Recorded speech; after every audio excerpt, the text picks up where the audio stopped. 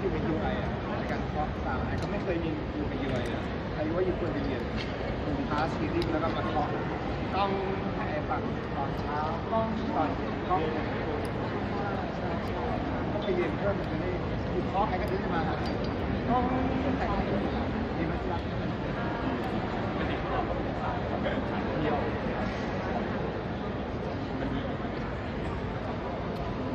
คิดว่าวันนี้เราได้เดินทางมาไปแล้วก็สำรวจทั้งกลุ่มทั้งผู้ใช้แล้วก็ตัวเราเองในจังหวัดในกองการมีการและมีที่อยู่ใจความที่อยู่ความได้ตรงนี้เราคิดว่าเมืองไทยมีครบตอบโจทย์ก็ถ้าถามว่าคลาสสกิลลิ่งระดับโลกเลยเนี่ยที่มีหรือแม้กระทั่งมีชื่อ